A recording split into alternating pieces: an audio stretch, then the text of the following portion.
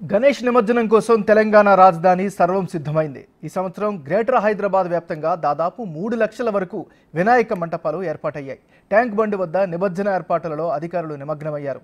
మరింత సమాచారాన్ని మా ప్రతినిధి రాంప్రసాద్ అందిస్తారు.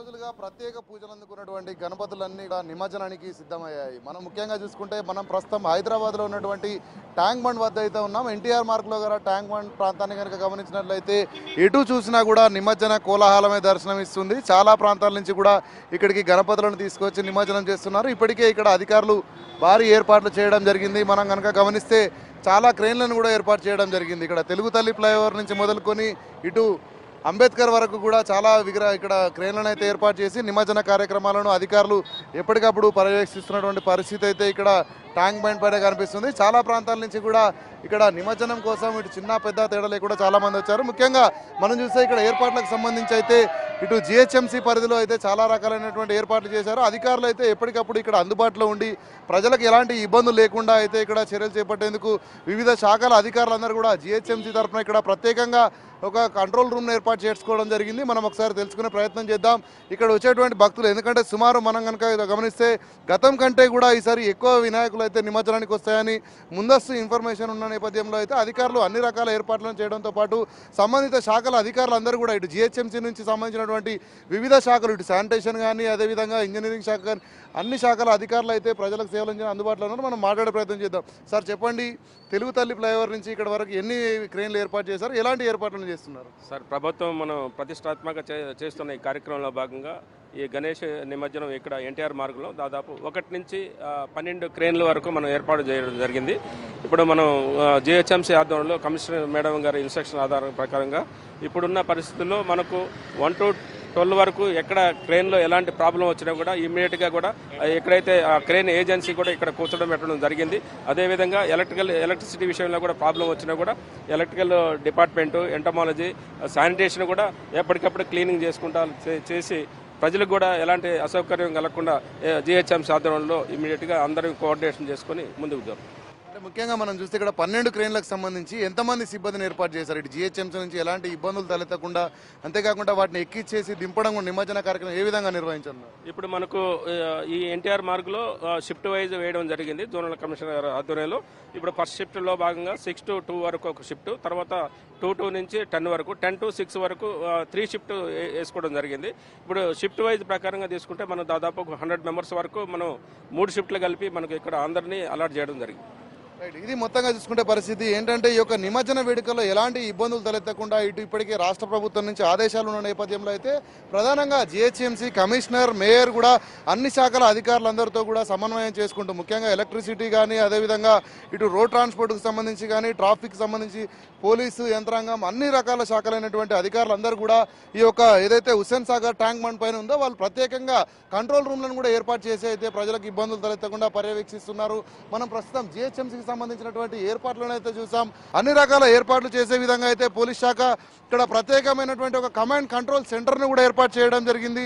అంతేకాకుండా ఇక్కడ మనం చూస్తే తెలుగు తల్లి ఫ్లైఓవర్ నుంచి ఇక్కడ మనకు అంబేద్కర్ వరకు ఒక ఏర్పాటు చేసినటువంటి ఒక ప్రాంతం ఏదైతే ఉందో ఈ క్రేన్లకు సంబంధించి కానీ ఇక్కడికి వచ్చేటువంటి భక్తులు ప్రజలందరికీ ఇబ్బందులు తలెత్తకుండా అయితే ప్రత్యేకంగా సీసీ కెమెరా పర్యవేక్షణ కూడా ఏర్పాటు చేయడం జరిగింది. మనం కనుక గమనిస్తే ఇటు తెలుగు తల్లి ఫ్లైఓవర్ నుంచి ఇక్కడ వరకు అయితే చాలా రకాలైనటువంటి కెమెరాలను కూడా ఏర్పాటు చేయడం జరిగింది. ఎన్ని కెమెరాలు ఏర్పాటు చేశారు, దీని యొక్క విజువల్స్ ఎక్కడెక్కడ ఏర్పాటు చేస్తున్నారు? ఇప్పుడు రోటరీ నుంచి ఐమాక్స్ నుంచి మన తెలుగు తల్లి ఫ్లేవర్ వరకు మొత్తం 29 కెమెరాలు చేశారు సార్. 29 సార్. అంటే దీన్ని కమాండ్ కంట్రోల్ రూమ్ అంటున్నారు. దీన్ని ఏమన్నా స్టేట్ కమాండ్ కంట్రోల్ కానీ సిపి కానీ ఏమైనా కనెక్ట్ చేసే అవకాశం ఏ విధంగా పర్యవేక్షించబోతున్నారు? ఇక్కడ మాకు ఇది ఎన్టీఆర్ స్టాటిక్, ఇక్కడ మాకు పిఎస్ సైబాబాద్ నుంచి ఎన్టీఆర్ స్టాటిక్. ఇక్కడ నుంచి మేము కమ్యూనికేషన్ ఎక్కువ చేస్తాము. ఇక్కడ నుంచి మాకు IIIC కమాండ్ కంట్రోల్ బంజారీస్ వాళ్ళు కూడా మానిటర్ సార్. వాళ్ళు మాకు చెప్తుంటారు.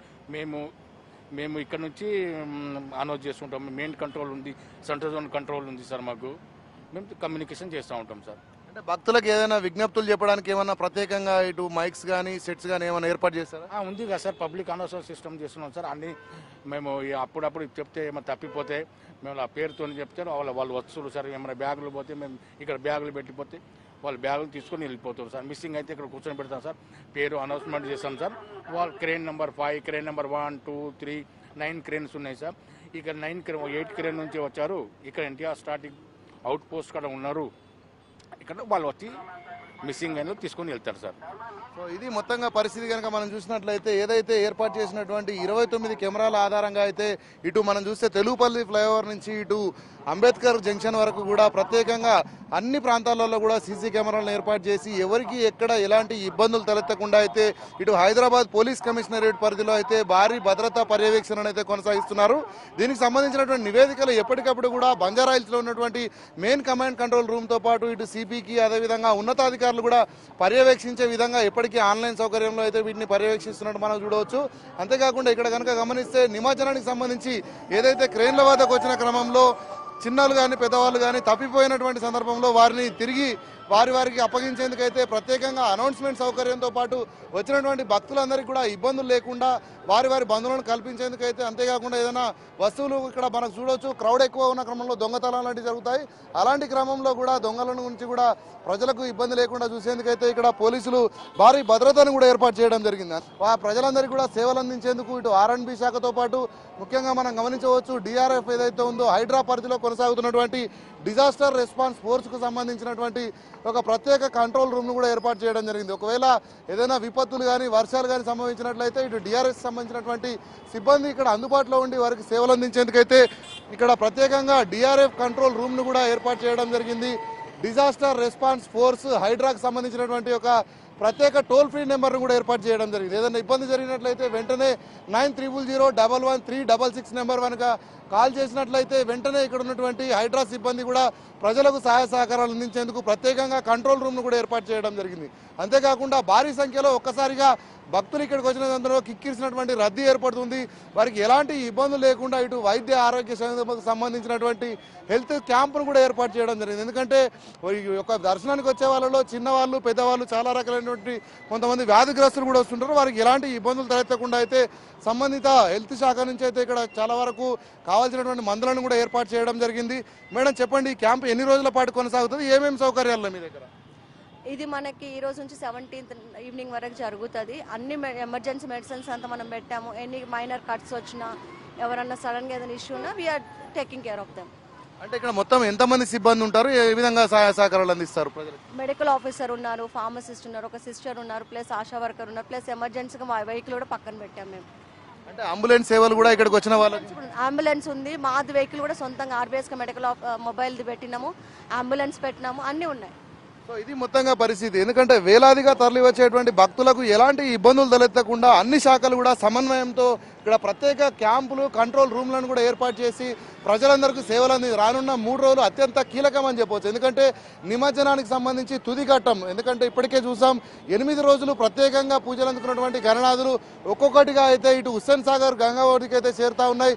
అంతేకాకుండా రానున్న 3 రోజుల పాటు కూడా భారీ గణనాథులు కూడా ఇక్కడ నిమజ్జనానికి రాబోతా ఉన్నాయి. దీనికి సంబంధించి అయితే ప్రజలకు ఎలాంటి ఇబ్బందులు తలెత్తకుండా, ముఖ్యంగా హైదరాబాద్లో ట్రాఫిక్ ఇబ్బందులు తలెత్తకుండా అయితే ట్యాంక్ బండ్కు ఒకవైపే భారీగా క్రేన్లను ఏర్పాటు చేసి నిమజ్జన వేడుకలను అయితే ప్రభుత్వంతో పాటు ఇటు పోలీస్ శాఖ కూడా పర్యవేక్షిస్తున్న నేపథ్యంలో అయితే ప్రజలందరూ కూడా వచ్చి ఇటు మొక్కులు చెల్లించుకోవడంతో పాటు నిమజ్జన వేడుకల్లో ఎలాంటి ఇబ్బందులు లేకుండా పాల్గొనేందుకైతే అన్ని రకాల ఏర్పాట్లు అయితే ట్యాంక్ బండ్ పై అయితే కొనసాగుతా ఉన్నాయి. కెమెరామెన్ సంజుతో రాంప్రసాద్, బిగ్ టీవీ, హైదరాబాద్.